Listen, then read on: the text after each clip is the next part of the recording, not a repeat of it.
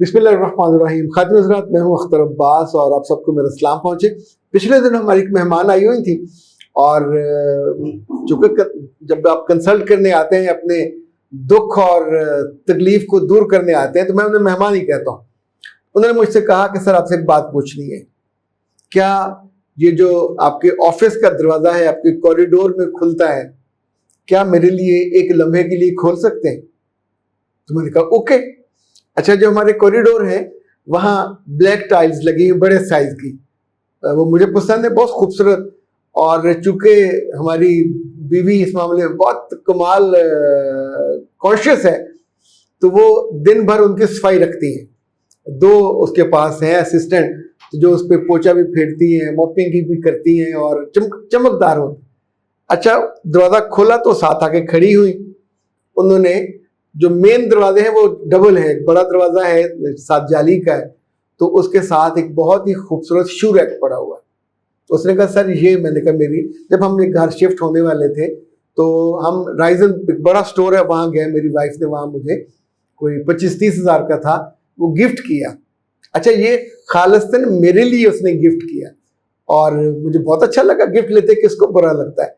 अब वो दरवाजे के साथ है, तो मैंने जो बाहर जाते हुए शूज पहन के जाने होते हैं वो उसके अंदर रखे हुए।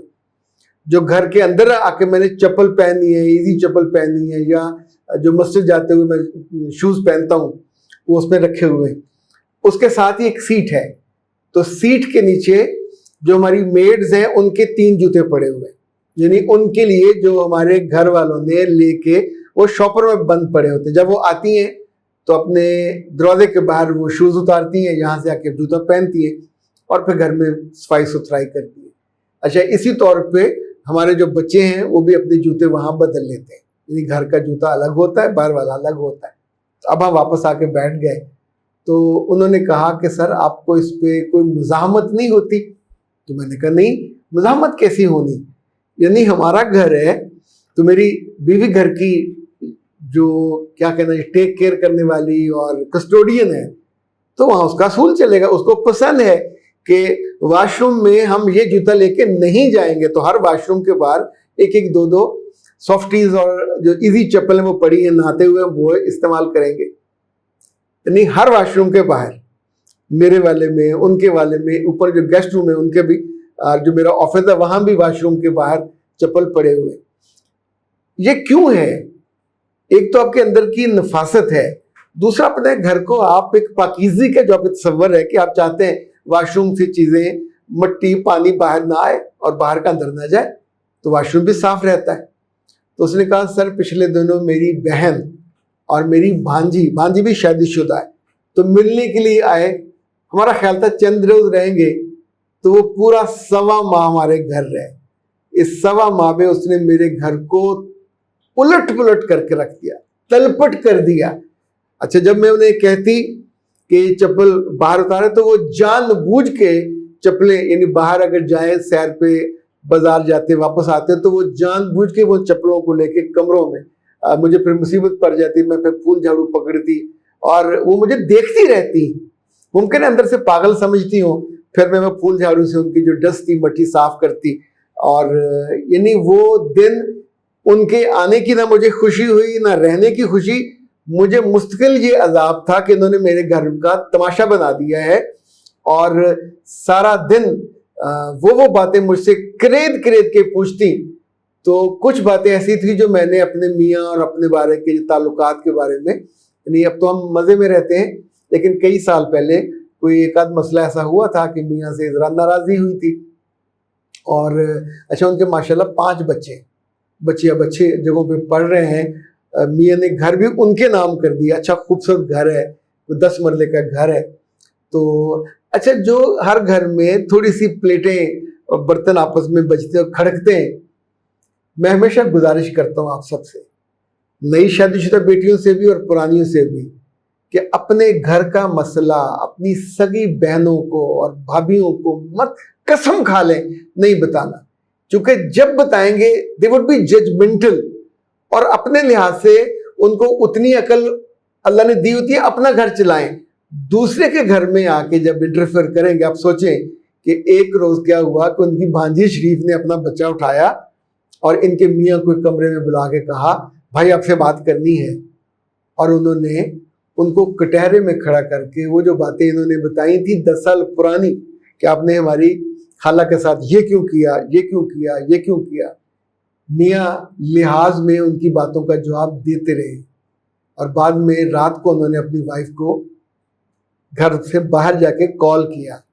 फिर उन्होंने कहा कि तुमने मेरे कपड़े उतार दिए, तुमने मुझे रुस्वा कर दिया, मुझसे छोटी उम्र की लड़की ने मुझे कटहरे में बिठा के मुझे बेइज्जत किया। तो ये तो इतनी पुरानी बात, इसका मतलब है तुम चुगलखोर हो, तुम पुरानी बातें उनसे करती रही हो, तो उन्होंने आके मेरे साथ ये किया।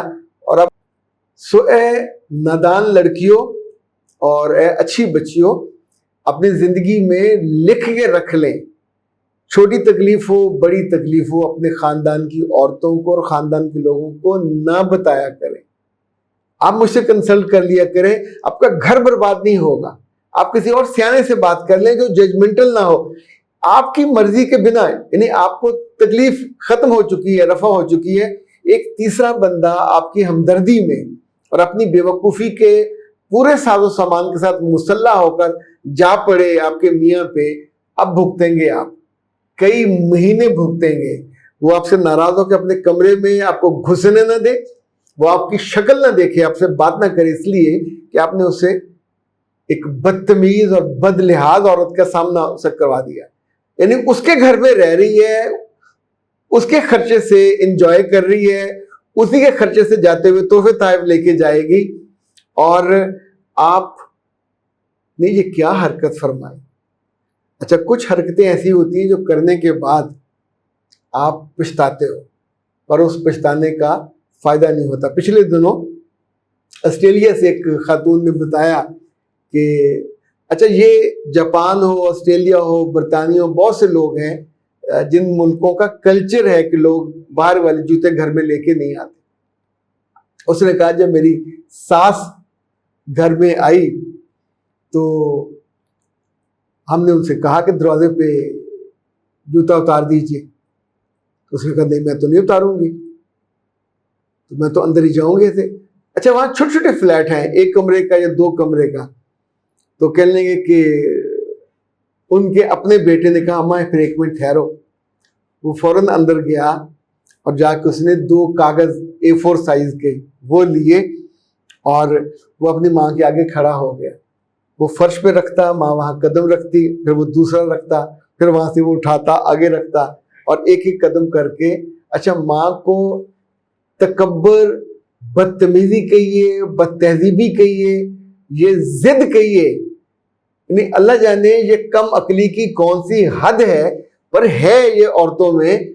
और अब आप सोचिए कि आप दूसरे मुल्क में अपने बेटे का इतना खर्चा, लाखों का खर्चा करवा के गई हैं, और उसके घर में जाके आपने पहले कदम पर ही क्या मैसेज दिया है कि मैं इस घर के अमन को, सुकून को, शांति को, जो भी तुम्हारे घर के इवन जवाबत हैं उनको तहस नहस करने आई हूँ। जब ऐसी औरतों को उनके बेटे या बहुएं उस घर में फिर मुस्तकिल नहीं रखते, फिर आपको तकलीफ होती है, फिर आप रोते हो।